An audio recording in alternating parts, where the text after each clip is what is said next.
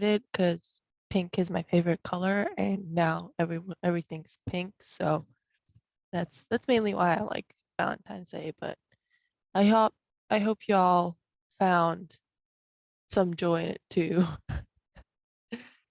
I'm gonna start sharing my screen to go over the presentation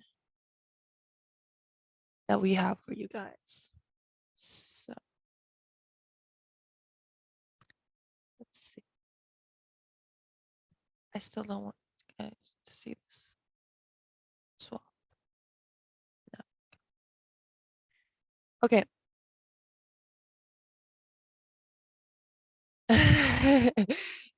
Brody, don't be mean to computer science majors, okay? For all we know, some of them may actually have um plans, you know. It wouldn't be mean, but you know, we never know. We never know. Anyway, so in this discussion, see, Carlos has one. See, um, we have good luck, Carlos, whatever the plan is. Anyway, discussion 5 is gonna be about balance trees, but be but before we go into that one, I'm gonna go over the project 1 overview for you guys to refresh you on that one. And if you haven't looked at it, so you guys can know what to do. So project 1 is implementing a Gator AVL tree. So you need to implement a custom AVL tree to organize your students' accounts based on their Gator IDs. So when you're inserting nodes and sorting them, make sure that you're doing it based on the UFID that's inputted. The methods that will be called, so commands essentially that will be called, will be insertion, removal, search, and traversals. And you need to implement pre-order, in-order, post-order traversals, all 3 of them. You also need to implement rotations because AVL tree is a self-balancing tree, and you need to make sure that that part of it is done correctly too. Remember that we only expect you to call rotations on insertion, and on deletion you don't have to rebalance the tree. So don't waste time on that. These are some things that are required. So designing the interface, modules, functions, etc. So you'll need to parse the input, which will be given to you in the forms of commands that look something like, let me quickly just annotate this. So the command will look something like insert first name. Actually, it's gonna look something like this. First name, last name, and then Gator ID, which is gonna be just 8 characters long. So what parsing the input means is that you need to make sure that there's a command, that the command is correct so that it's one of the commands that we gave you. So insert, delete, or insert, remove, traverse in order, traverse pre-order, traverse post-order, etc. Theodore, the name doesn't have to be first name and last name separated by a space, but it can be. So you have to take that into account. The name will always be between the quotation marks. I think that's what they're called. But the name itself cannot contain anything but lowercase alphabet numbers, so lowercase a through z, uppercase a through z, and a space. So if you're looking for like markers of the string opening and ending, it's going to be those quotation marks. And then the last piece of input is going to be your UFID, which, yes, it can have more than one space, David. And the last bit of input is going to be an 8-character sequence of digits. So there has to be only digits, and they have to be 8 characters long exactly. So you need to make sure that you're covering all of that. back to the presentation. So parsing input, building the main function. So you need to create a main that'll take that input, parse it all, and then call the proper function in your AVL tree to do what you commanded it to. And then obviously testing the code within the constraints. You'll see the constraints in detail on the project one specification page. I would advise you when you're testing, first test for a small number of nodes. So start with inserting 3 nodes and rotating properly, and then start adding more and more. Don't go straight into testing 10,000 nodes, which happens, but don't do it. When it comes to grading, 75% or 75 points of your project will be in the implementation, like correct behavior of the code. So that's going to be 15 test cases, each worth 5 points. 5 of them will be publicly available, which means that you'll be able to see them in Educator and on Gradescope. Keep in mind that Educator and Gradescope have different compilers. So just because your code compiles in Educator, it doesn't necessarily mean that it will compile in Gradescope. So make sure to like pay attention to that too. And there will be 10 hidden test cases that you won't have access to. 15 points of your project are going to be on documentation. So you'll need to write a PDF document with computational complexity of each individual method, each individual function in your code. And it's going to be the worst time complexity. Actually, I think you need to do time and space complexity. I'm not entirely sure about that this semester, but you need to think about the worst case for each of the methods. And don't forget that in the time complexity, if one function calls another function, that other function that's being called is going to determine the time complexity. It's going to contribute to. So don't forget those. Don't just assume O of 1. Especially if it's something that you calculated and it's like O of n log n, and then you suddenly refer to it as O of 1 in the next function. And that's going to be your 10 points. 5 points are going to be your reflection. So that means you need to look back at what you did in your project and think, if I started all the way over, what would I do differently? What could have I done better? What ended up being good? What did I like? What did I not like? What did I enjoy about the project? 10 points of your project are going to be on code style and design. So that means that you'll have 6 points for code modularity. So encapsulation, use a separate class, divide it into proper functions, have relevant fields, relevant variables that are properly assigned to being public and private as necessary. You're gonna have 1 point for comments. So make sure to comment. I'm gonna be reading your code. I need to know what's going on there. And 1 point for white spaces. So just be consistent with the white spacing. If you put a space between two functions, keep it between every two functions. And then naming conventions. That's gonna be your 2 points. Make sure that when you're naming your variables, you're all using an IDE. You don't have to type out the entire name. So use that tab on your keyboard for auto completion.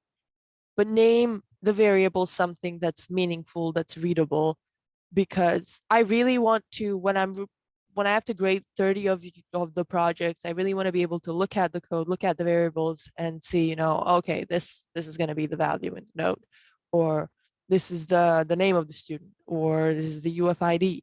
I want to be able to know that immediately without having to look for the usage of that variable in the code to know what it does.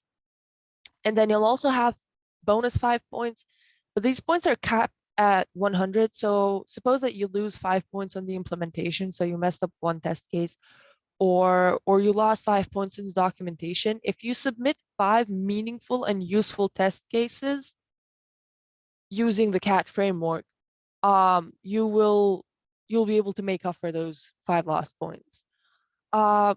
these 5 test cases should not be similar to public test cases, and the slides have linked videos for you guys to watch on as instruction on Catch 2 and VS Code. Yeah, so a few TAs have made a presentation on getting started with the project. These slides will have links for all of it, for the YouTube link, and Professor Rahman has also gone over the project, so you can look at that in the Zoom conferences recordings. Now, do you guys have any questions for me before we move on?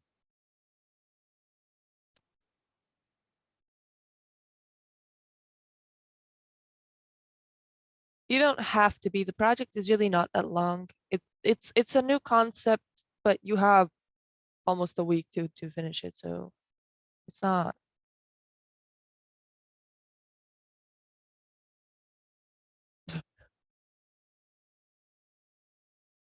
Okay. Yeah, that's fine. That's fine. The project really shouldn't take that long. Um, so don't worry about it much. Besides, you guys, we all leave it to your freedom to pace yourself. You guys know how good you are at this. So if it takes you a day, if you know building an AVL tree will take you a day, take your day. You don't have to do it right now.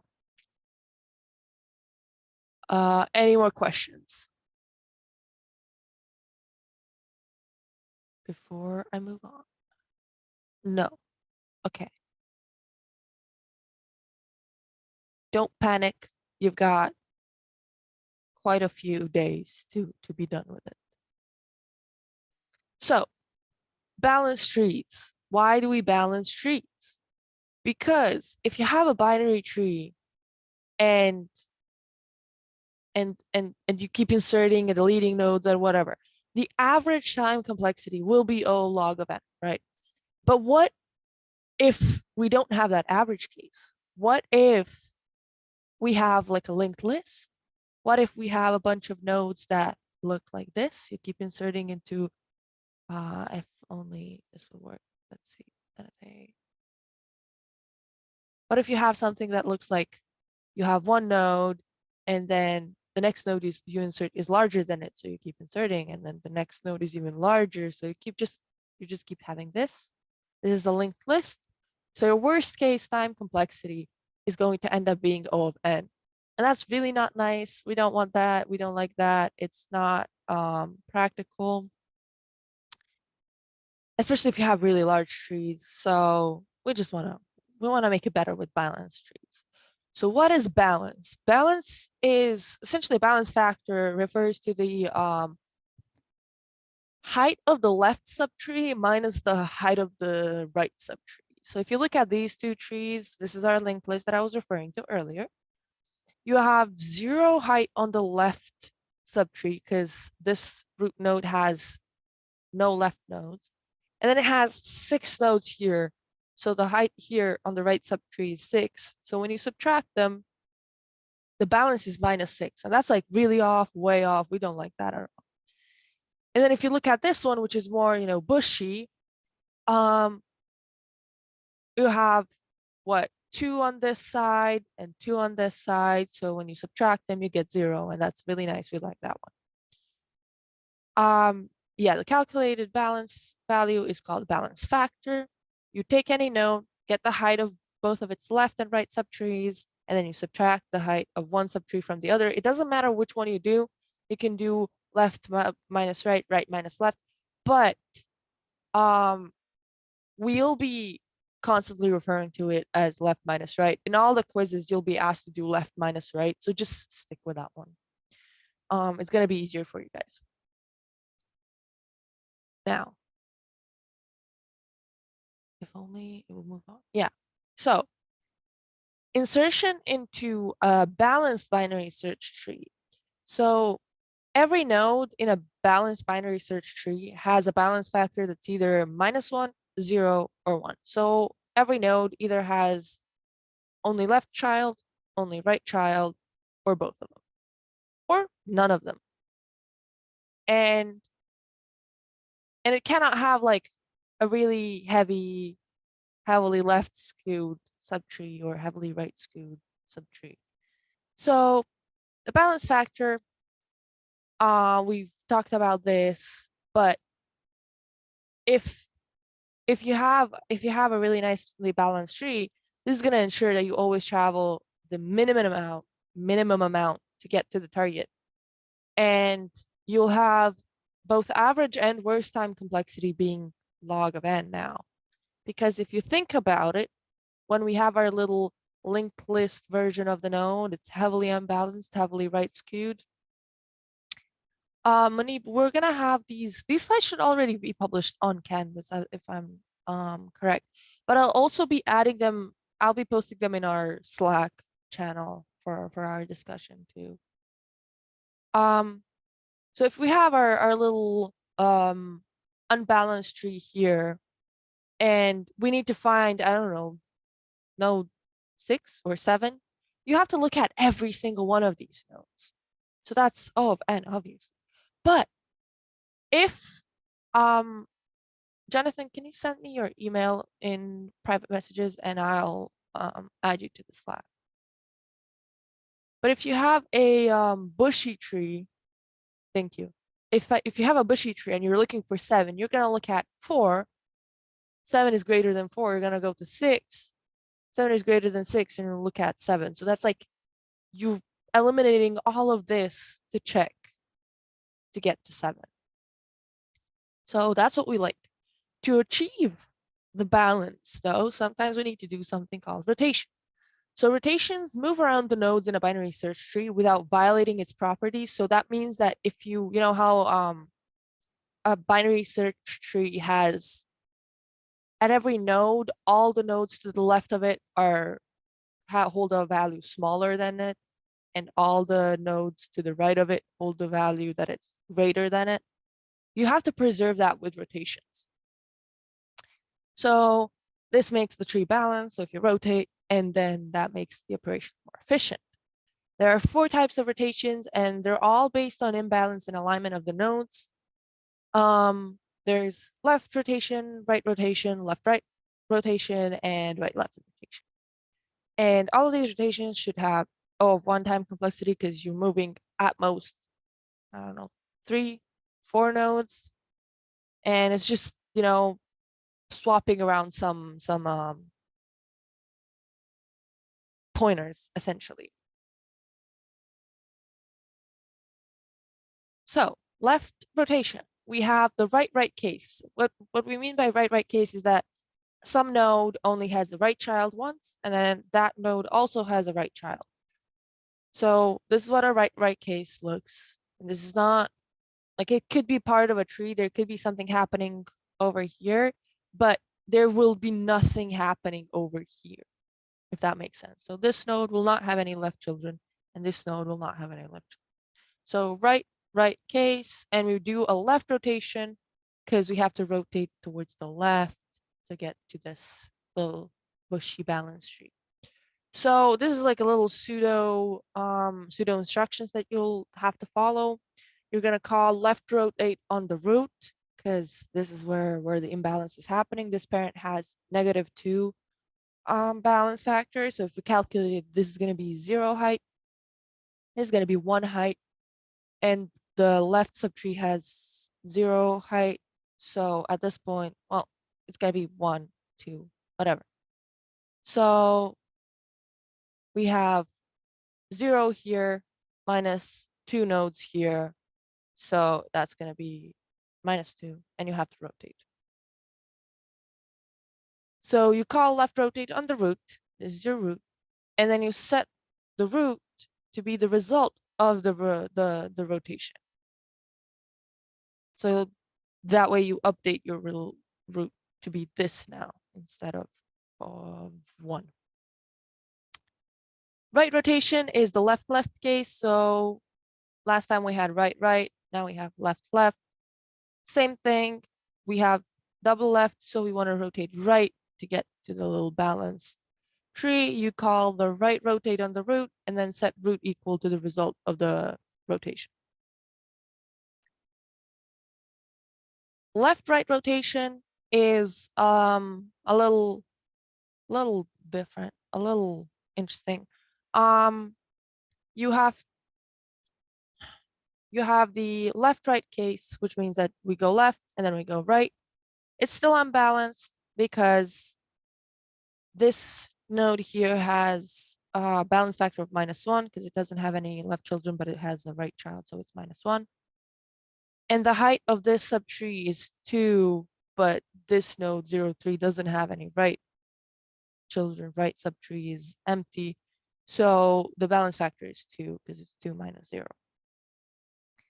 So the way we deal with this is left-right case has a left-right rotation. So we rotate left, we swap these two to get something like this. 1, 2, 3.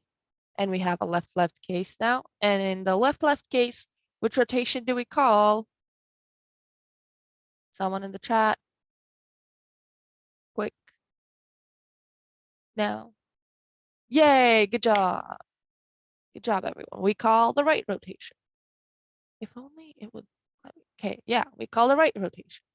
And then we get our balance tree. And this is a little pseudocode thing again.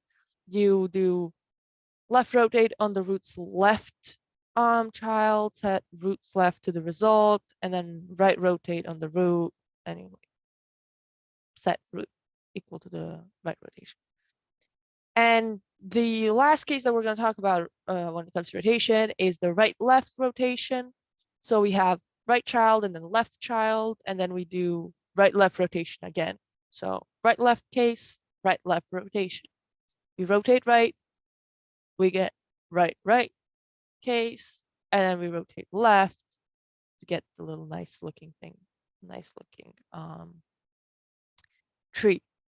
And here's the little pseudocode, you guys know it by now. So when do we use each of these rotations? Yeah, the stable case is going to be left-left, which means that the parent has +2 balance factor, child has +1, and we call the right rotation. Right-right case, we have parent -2, child -1, left rotation. Balance it to go opposite. Left-right case, we have left-right rotation. Right-left case, we call right-left rotation. And now I actually have a Menti for you guys. So let me share my screen again to give you guys the Menti.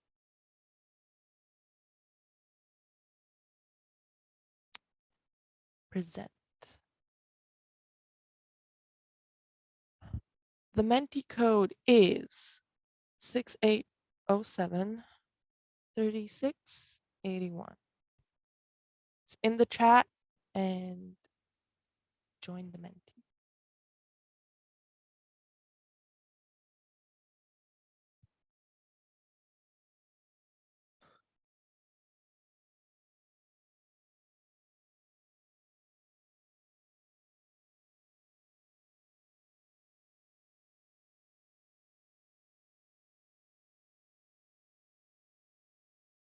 I'm gonna move on to the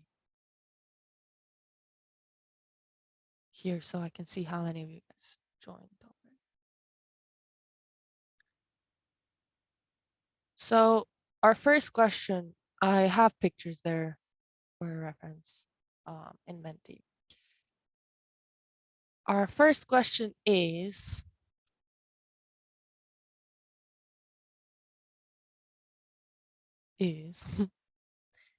for the left subtree, so from here on, what imbalance is it? What rotation will fix it? So you have the numbers for the nodes that you want to look at.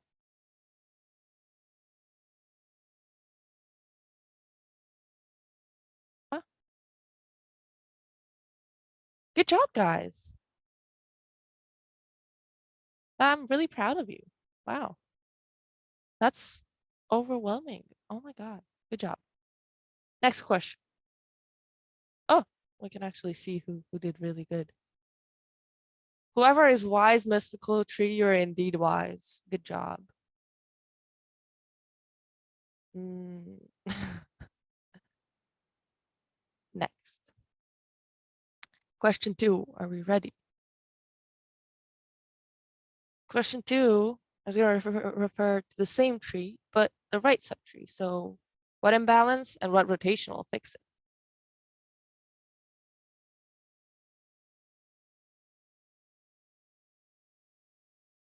This one.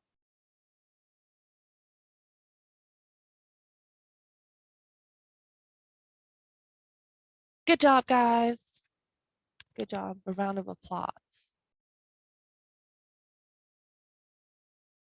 Hooray. Yeah. Let's see. Ooh, I love the drama of Menti. I'm so here for it. Why is Mystical Tree still wise, though? I like the consistency. Question 3.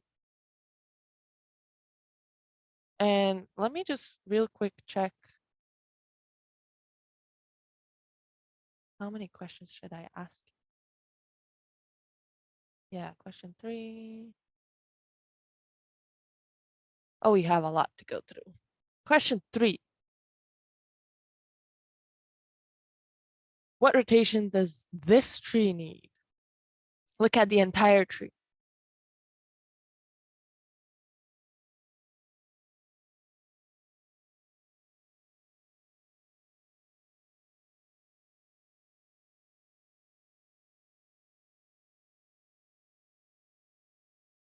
Yay! Good job, the 11 people who got it correct. Good job, everyone. Regardless, you're all amazing. You're all talented. You're all great programmers. Good job, Sai, taking that lead. And good job, Olivia. And who is Jamin? I swear to God, guys, with the names. Good job, everyone who kicked the first few people off. You are coming back from behind. Jaden, what rotations are needed at A and B? So now you have to look at both of these.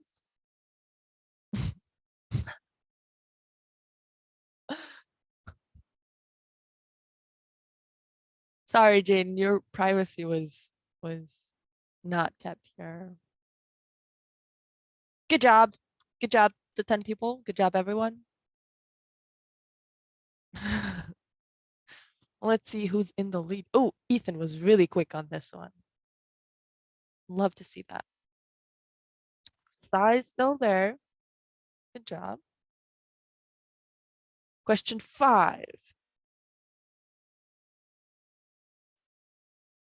What is the worst case time complexity of inserting into this tree?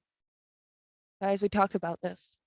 I talked about this. I talked about this. You didn't. It's sad. I really wish we could have more of a discussion, but it is what it is. Good job. I love to see this. I love to see this. Let's see. I feel like a commentator on these. That's probably what I enjoy the most. Y'all did so good. You're all so good on this one. Wow. I'm so impressed. And now we also have a surprise review question. Yeah, that's the question mark. Yeah. Oh no. Oh no. Question. Let's see. Ah, would you look at that? It's about time complexity of bubble sort. The best case time complexity of bubble sort is O of 1 if the input array has only one element. Is that true or false, guys?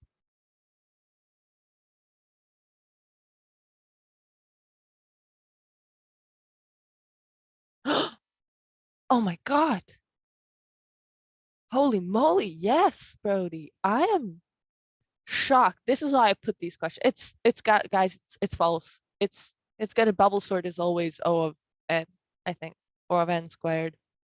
Um it doesn't matter what the input necessarily is, you still have to go through the entire thing to get the right to get the right sorted array. And oh, this is gonna change the leaderboard so dramatically. Yes, it's O of n squared. It depends on the implementation, but worst case O of n squared. Size still holding that lead, and we're gonna have one more question. What is the worst case time complexity of searching in this binary tree? Look at it, guys. What is it? What does it look like? It looks really nice. I really like the look of this tree.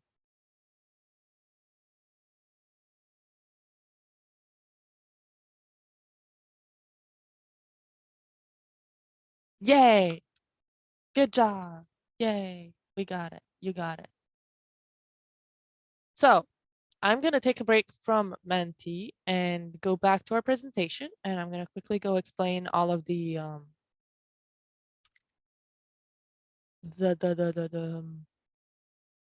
results, all the correct solutions. If only Zoom would let me. We'll go back to Menti. Don't worry about it, though. We'll have more questions. We're not done. Let's go back to question 1. So question 1, we're looking at the left subtree, and what imbalance is it? What rotation will fix it? So we have left, left. So we need to rotate right to fix it. And that's left, left. We rotate right. For the right subtree, we have left, right, and thus we need a left, right rotation. So we rotate left, and then we rotate right to get the right one. First part, rotate left, rotate right, and the tree is balanced. What rotation does this tree need? None, because it's balanced. This subtree has height 2. This subtree has height 2, so the balance factor is 0 here. It's already balanced. What rotations are needed for A and B? We have right, left case, so we need to rotate right and then left. So A is right, left, and that's basically B, because that's the only one that's so sad. Anyway, and B is right, right, so we need to rotate left. That's B. Then what is the worst case time complexity of inserting to this tree? It's basically a linked list, so it's O of n. And then what's the worst case time complexity of searching this binary tree? It's pretty balanced. It looks really nice, so it's going to be O log of n. AVL trees. Now we're going to go question 4. I'm going to go back. Let's see. Okay, so question 4, we have A part is this subtree here, and B part is this subtree here.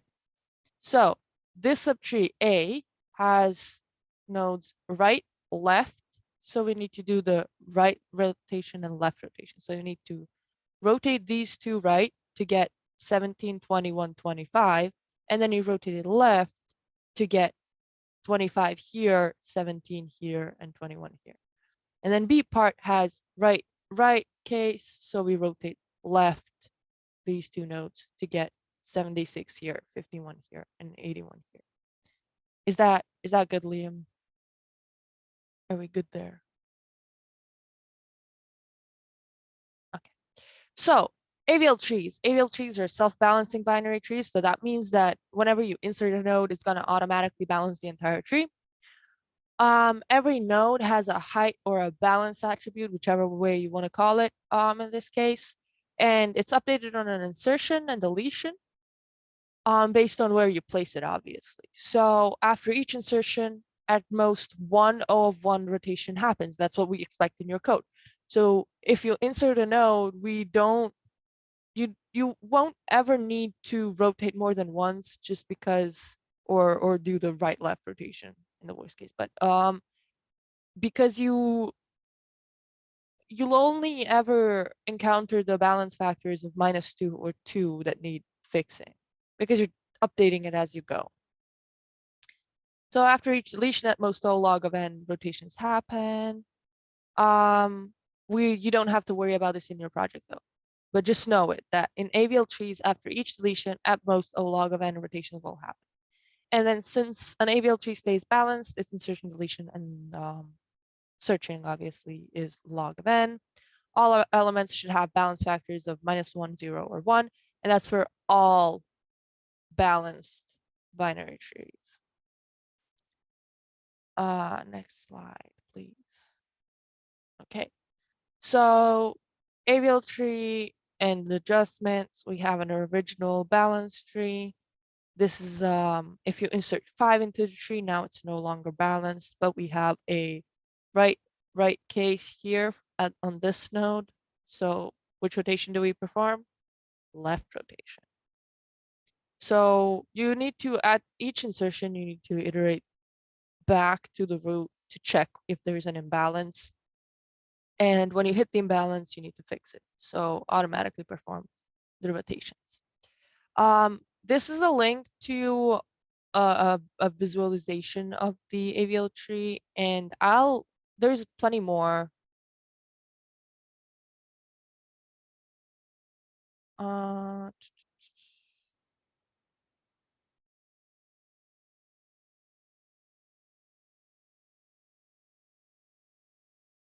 Okay, Brody, for the question, technically you could think about it that way, but in an AVL tree, well, in balanced trees, every subtree also has to be balanced. So you can't just have like 50 nodes on this side and 50 nodes on this side and just call it balanced. Like root, yes, root is balanced, but none of these underneath are balanced, and you still need to do that. You still need to fix that up. Does that answer your question? Okay. Alternative to AVL trees is our red-black tree. It's a binary tree that balances itself by following these 4 rules, and you need to know that. We're gonna have to write this on your cheat sheet if you don't want to memorize it. So a node can either be black or red, hence the name. The root is always black, so the root has to be black. A red node always has black children. A null reference is considered to be black. A black node doesn't have to have only red children, just so we're clear. So red node has to have black children, doesn't go all the way, it doesn't go back. And the number of black nodes in any path from the root to a leaf is the same. No, you won't have to code these in this class, just understand them conceptually. And the applications are usually scheduling algorithms and the backend of a C++ map class.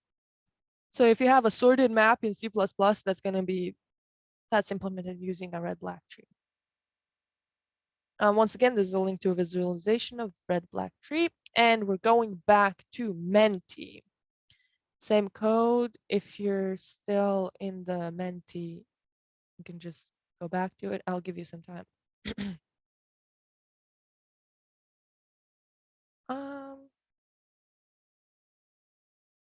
Are you guys still in the Menti?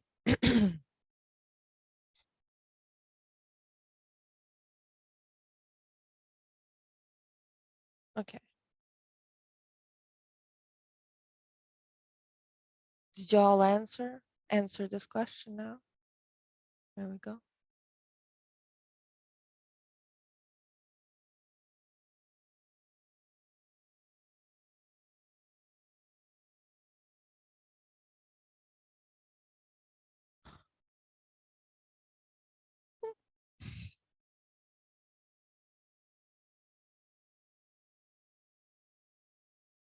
Yeah, pretty good.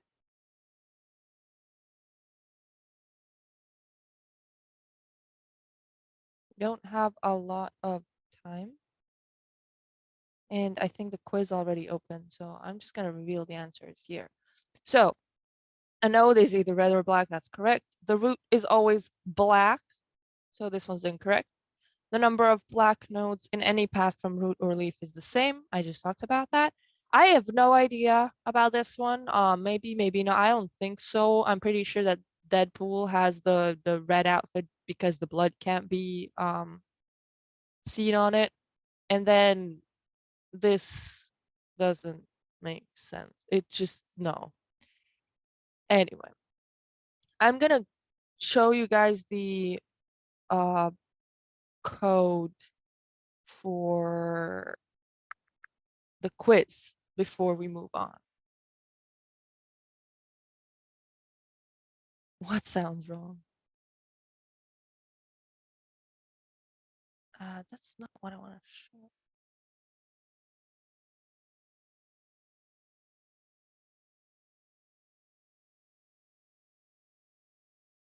There we go. And this is your access code. Let me know if it doesn't work, if they changed it in the discussion that comes before me, so I can update it for you guys.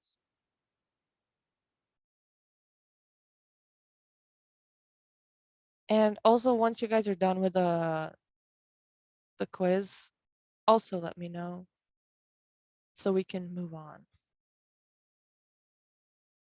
and do the rest of the mentee.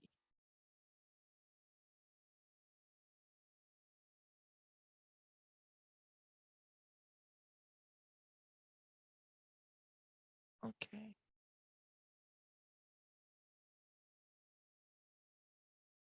Yeah, Alex, just make sure that you have like 3 exclamation marks and that little heart. I've noticed that part. Yeah, there are 2 different quizzes for some reason, and I'm not entirely sure why. It didn't show up for me. That's the worst part, is I didn't.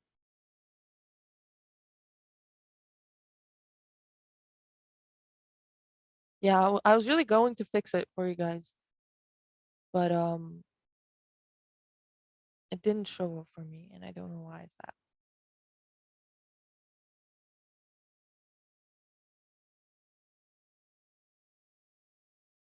Thank you, Ricardo, for sending the link.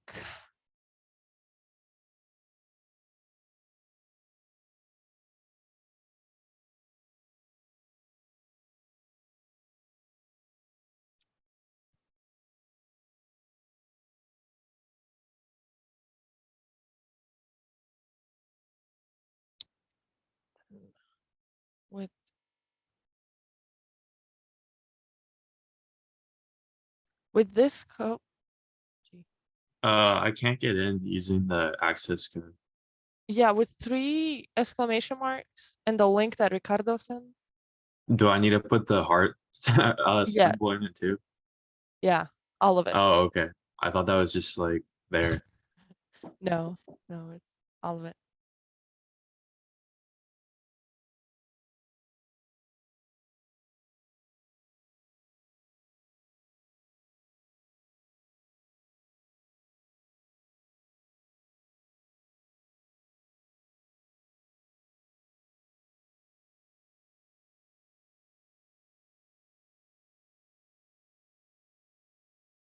How's it looking so far? Are you guys done with it?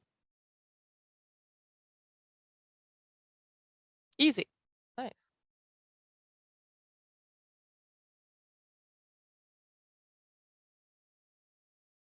I'm glad to hear that.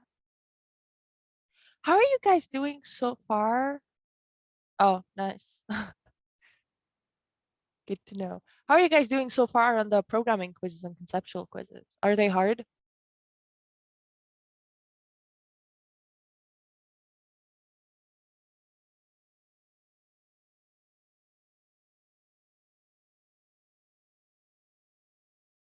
Yeah, I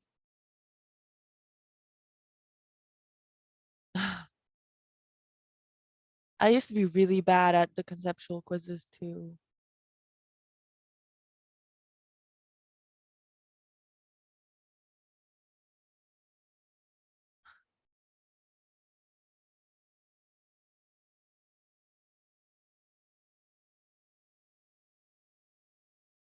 Mm, yeah, Ricardo, that one makes sense. I dislike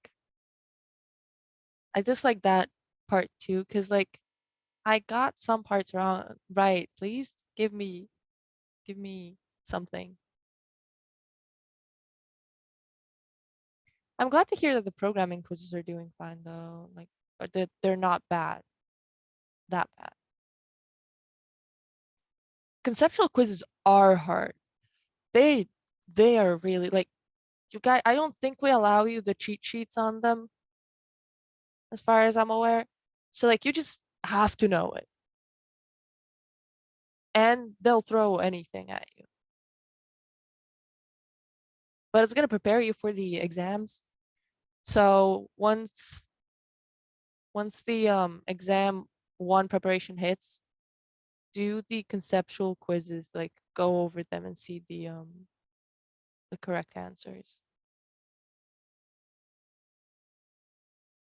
And also, if you're unclear on the why some answer is correct or incorrect on the conceptual quiz, just go to office hours and ask. That's completely fine. Are y'all done with the quiz? Can we go back to the presentation? Okay. Let's go back.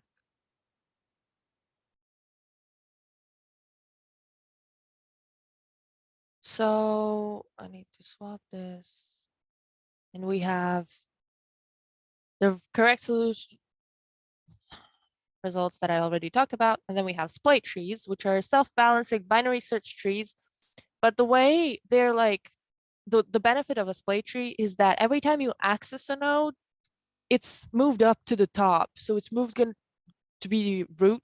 And that way, after like several uses or several accesses of the of nodes, you'll have the most commonly used nodes in the top few levels.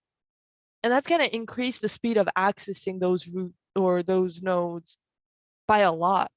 And the way the nodes are moved to the root is they're called zigzag rotations, and like you have these diagrams to show you how it does, but it basically just keeps flipping back and forth. It's, yeah, I already talked about this. And then we have B trees. B trees are self-balancing trees. They have like key value type of storage, designed to store huge amounts of data for fast retrieval and query.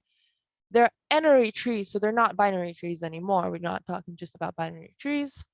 So each node can have up to n children. B trees have multiple key value pairs in a node, sorted ascendingly by key. So essentially these are sorted. So you have A, B, C, and then if you had D, it'd be somewhere here. You have E, F, G. We don't have H, but we have J, K, L, M, N, O, P, Q, R, T, U, V, X, Y, Z, right?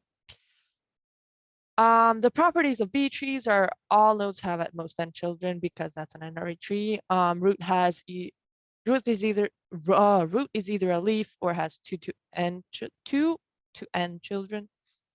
And internal or non-leaf nodes have ceiling n over 2. So ceiling n over 2 is like if you divide n over 2, you just pick the highest, like the lowest integer that's higher than the number. So if it's decimal, you round it up. And non-leaf or internal nodes have a maximum of n minus 1 keys. L is the maximum number of keys items a node can have.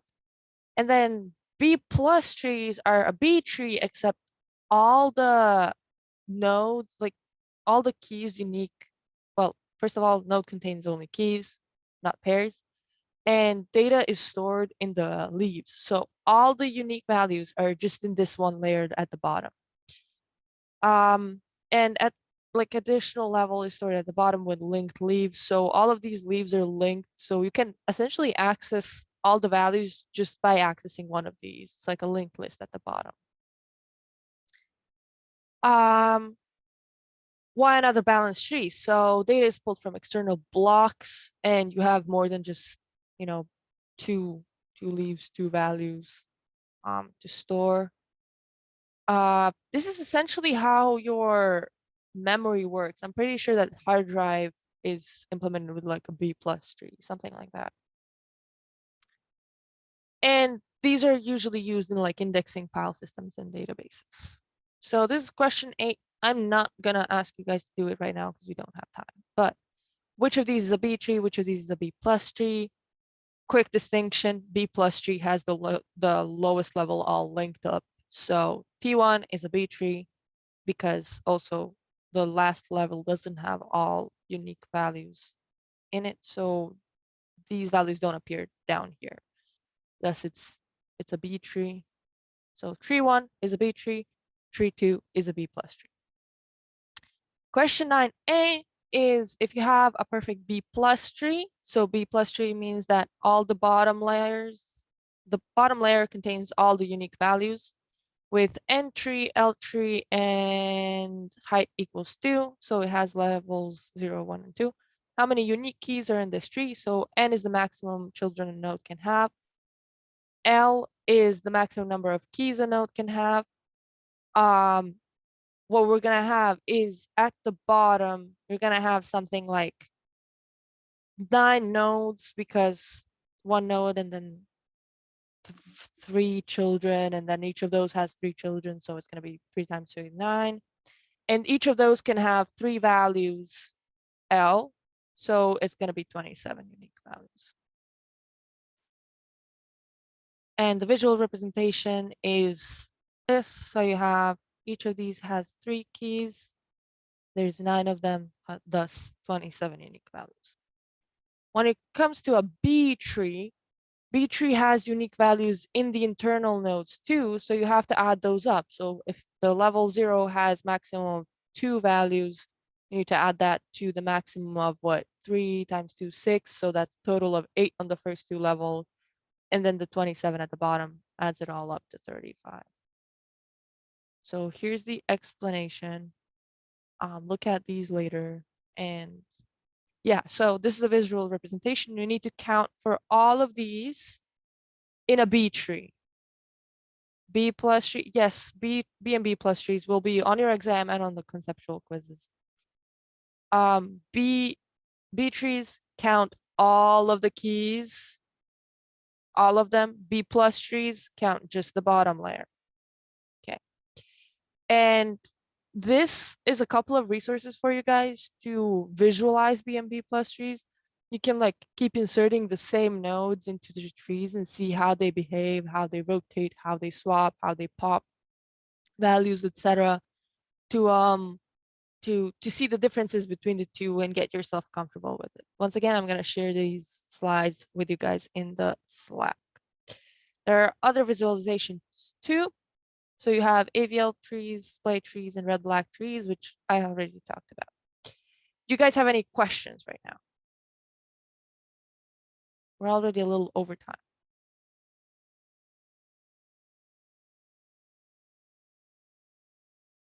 Yes, you won't be asked to implement them, but you will have to know the theory behind them.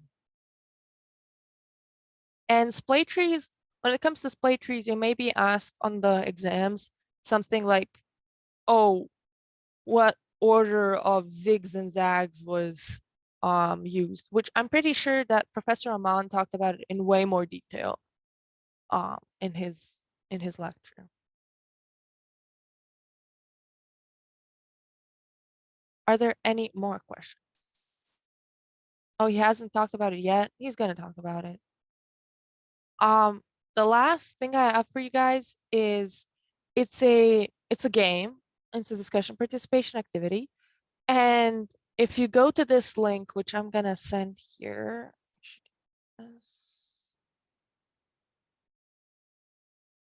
if you go to this link, it's a little game that one of our TAs made. And you can, with this code that I have on the slides, join the game and play it. It's a little quiz game for trees. You have 20 seconds to jump or to pick a correct answer, essentially. Wrong answer means you lose a life, and there are 3 lives for the 20 balance tree questions. I've already done mine, so try to beat me. The code is 515324. So they're all linked in the chat and copy the code too. So yeah, I have the leaderboard. So if you do it, I'll be able to see and see if you beat me. That's the goal. And yeah, do you guys have any other questions for me before we leave?